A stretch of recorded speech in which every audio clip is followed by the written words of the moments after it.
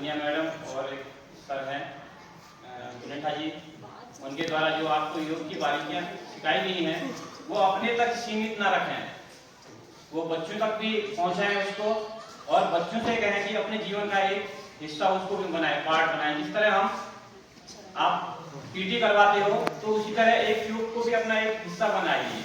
तो इसलिए थोड़ा बहुत, मैं ज्यादा समय नहीं लूंगा, केवल थोड़ी सी बारियां का आपके योग के बारे में बताऊंगा कि योग एक्चुअल है क्या। कोई बता सकता है कि योग क्या है?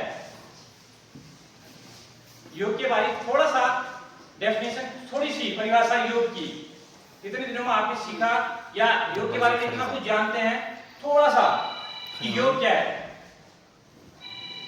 सभी शारीरिक क्रियाओं को भौतिक क्रियाओं को एक साथ जोड़ने का प्रयास करते हैं। बिल्कुल, सबने कुछ बताया है, लेकिन योग जो है एक्चुअल, हम जो शरीर को इधर उधर मोड़ते हैं या कोई आसन करता है, कोई बहुत सारा अच्छा आसन करता है तो उसी को योग मान लेते हैं। एक्चुअल में योग वो नहीं है। एक्चुअल में योग अपने शरीर को तोड़ मरोड़ देना, हम ये समझते हैं कि इसको बहुत सारा योग आता है, उसी को योग मान लेते हैं, लेकिन ऐसा नहीं है। आप उठने से सोने तक का जो आपका नियम है वो सब योग के अंतर्गत आता है। आपका खाना हो गया, पहनना हो गया, बोलना हो गया, सभी कुछ। आप समाज में जाते हैं, स्कूल में जाते हैं, कहीं भी जाते हैं, वो सब योग के अंतर्गत आता है। तो उसमें आपको योग की जो बारियां मैम ने अभी बहुत अच्छे से आपको समझाई होंगी कि कैसे योग आसन करके हम अपने को फिट रख सकते हैं। लेकिन महत्वपूर्ण बात यह है कि पहला प्रश्न हमारा ये बनता है कि योग से क्या क्या लाभ है, और दूसरा प्रश्न हमारा ये है कि क्या हाथ पैर हिलाना या शरीर को इधर उधर मोड़ना योग है। हम दूसरे प्रश्न पे सबसे पहले आते हैं कि हमें जो शरीर पे अपना इधर उधर मोड़ना है वो हमें किस तरह करना है। इस प्रश्न को उठाते हुए ताकि हमें लाभ वाली स्थिति जो है वो हमें मालूम पड़ जाए। हम लोग योग कर सकते हैं, हमारे आसपास बहुत सारे लोग ये मिलते हैं कि हमारे यहाँ दर्द है, हमारी पीठ में दर्द है, हमारे कमर में दर्द है या हमारे घुटने दर्द हैं, तो हमें कुछ बताइए योग के बारे में। तो हम लोग कहते हैं कि उनसे योग कीजिए, तो वो कहते हैं कि हम तो दिन भर इतना काम करते हैं, घर में इतना काम करते हैं या खेतों में इतना काम करते हैं या दफ्तर में रहते हैं, तो हमें इधर से उधर फाइलें करनी पड़ती हैं, ये करना पड़ता है, वो करना, हमारा योग तो उसी में हो जाता है। क्या वो योग है? नहीं है। तो इसलिए आप लोगों ने जो आसन वगैरह सीखे हैं तो मैम ने या सर ने बताया होगा कि हमें उसको किस तरीके से करना है।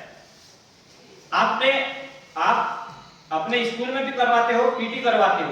पीटी और योग में थोड़ा सा डिफरेंस है, लेकिन है पीटी और सेम वो एक चीज, लेकिन उसमें हम केवल एक चीज का ध्यान रखते हैं, अपनी सांसों के ऊपर ध्यान रखना। मैम ने जितने भी आसन कराए होंगे तो उनमें आपसे कहा होगा कि सांस लें, सांस छोड़ें, सांस लें, सांस छोड़ें, यानी कि आपका शरीर जो है आपकी सांसों के साथ जुड़े और आपकी सांसें आपके मन के साथ जुड़े।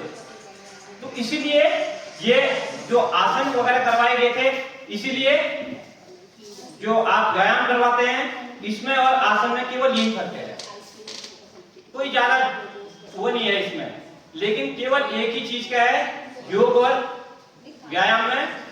योग में हम सांसों के ऊपर पूरा कंट्रोल रखते हैं। ये बात तो योग और प्राणायाम के बारे में आप लोगों को बहुत सारी जानकारियां दी होंगी। तो जितना ही महत्वपूर्ण हम आसन वगैरह करते हैं उतने ही महत्वपूर्ण हमारे प्राणायाम भी हैं। प्राणायाम में मैम ने बहुत सारे प्राणायाम आपको बताए होंगे। मुझे विश्वास है कि आप उन्हें रेगुलर करेंगे भी और बच्चों को भी करवाएंगे, इसलिए आपको ये प्रशिक्षण दिया गया है यहाँ से।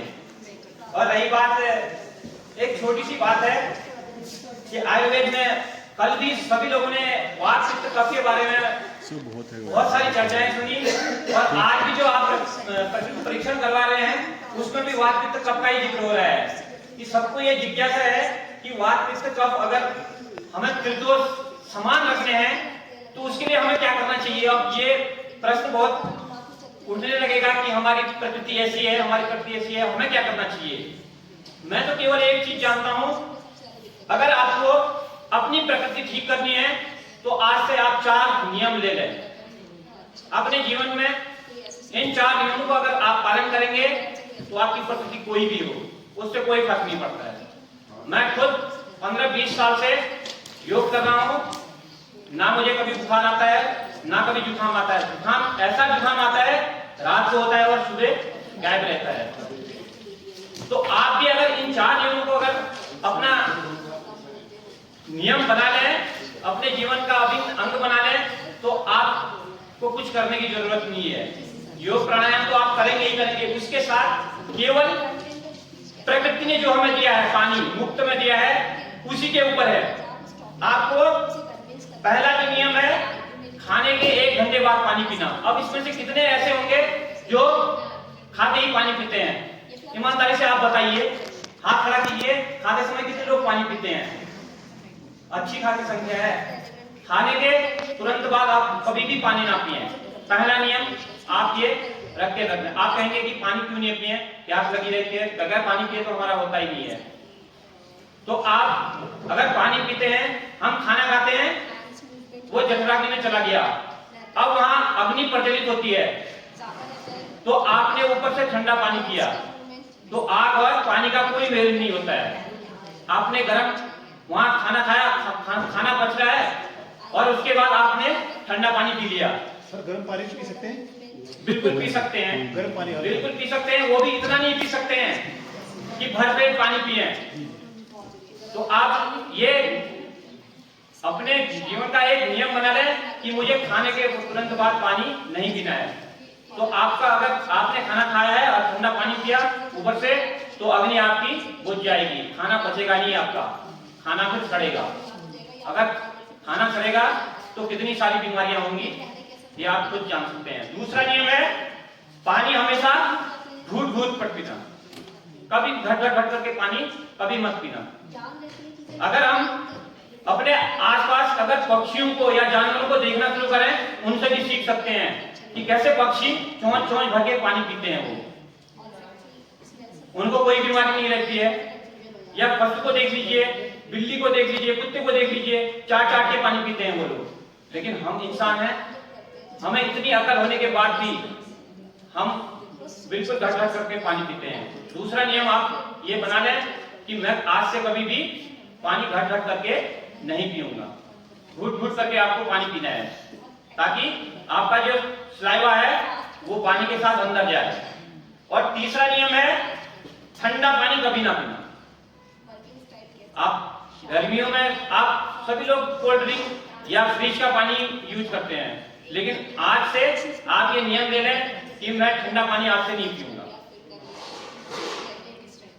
ठंडा पानी इसलिए नहीं पीना है क्योंकि शरीर का जो टेम्परेचर होता है वो गर्म रहता है, और आपने ऊपर से ठंडा पानी पी लिया, तो अब दोनों की लड़ाई होगी वहां, गर्म और ठंडे की। अगर शरीर ने पानी को ठंडा कर दिया तो ठीक है, अगर शरीर पानी के ठंडे से अगर ठंडा हो गया तो फिर हो गया काम, फिर हमारा हृदय बंद हो जाएगा। तो चौथा जो नियम है, सुबह उठते ही पानी पीना। कुछ भी काम नहीं करना है आपको, सुबह उठते ही गुनगुना पानी पीना। अब ये नहीं कि बहुत सारे लोगों की ये आदत होती है कि सुबह उन्हें पहले चाय चाहिए, तब जाके फ्रेश होना पड़ता है। और कई लोगों को ऐसे होती है कि कई लोग धूम्रपान करते हैं, उसके बाद उनको शौच जाना पड़ता है। आप ये नियम बनाएं कि मुझे उठते ही कुछ नहीं करना है, कुल्ला तक नहीं करना है आपको। रात भर आपका जो सलाइवा बना हुआ है वो आपको पानी के साथ 1-2 गिलास पी जाना है, और उसके बाद आप अच्छे से बिल्कुल फ्रेश हो जाएंगे एकदम। तो ये 4 नियम आप अपने जिंदगी में उतार लेंगे तो वात, पित्त, कफ, ये 3 दोष आपके सम रहेंगे। अब ज्यादा समय नहीं लेंगे, तो कुछ मैं जो अपने तरफ से इतना मैंने किया है, तो कुछ विशिष्ट आसन आपको करके दिखाऊंगा कि किस तरह हमने ये योग साधना से अपने शरीर को और अपने मन को किस तरह संतुलित किया है, तो वो थोड़ा मैं दिखाऊंगा आपको। लेकिन शीर्षासन जब भी किया जाता है उसके बाद और कोई आसन नहीं करना है, सीधे खड़े हो जाना है। करा देते हैं आसन।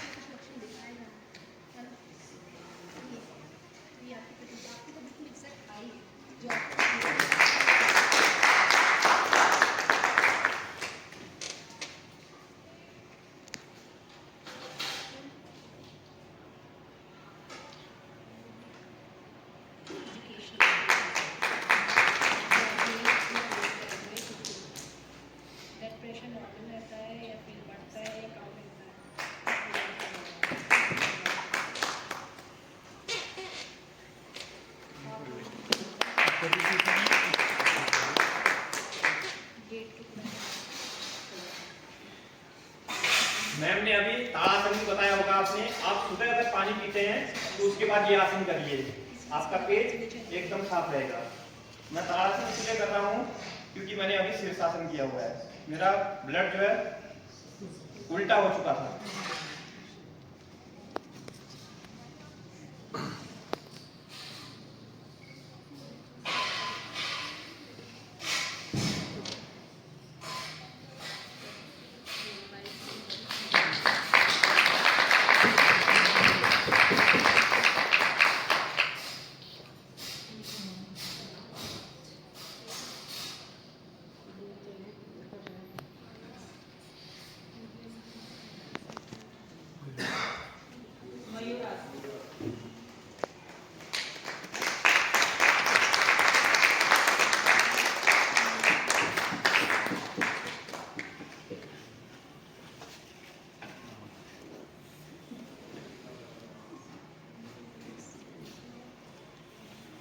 अब आपके सामने नौली क्रिया करके दिखाएंगे। बहुत सारे लोगों को नॉलेज पता होगी कि किस तरह की जाती है।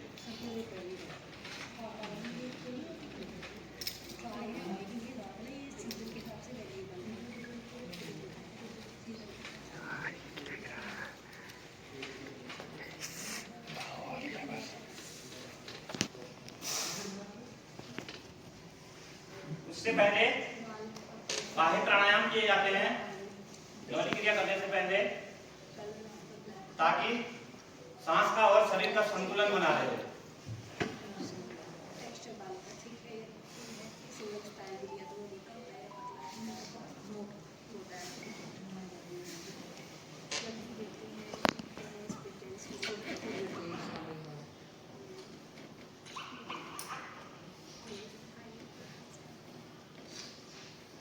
फिर उसके बाद अग्निसार,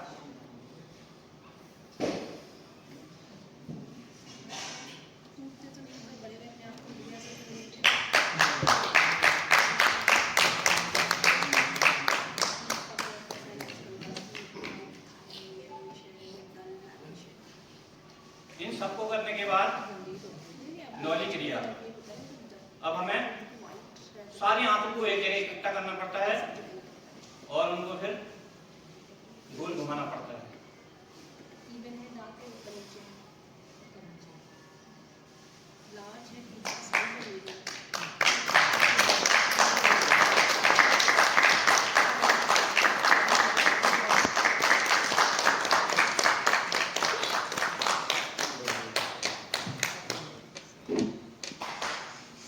जिन लोगों को दिखा नहीं, मैं खड़े होकर कर देता हूँ।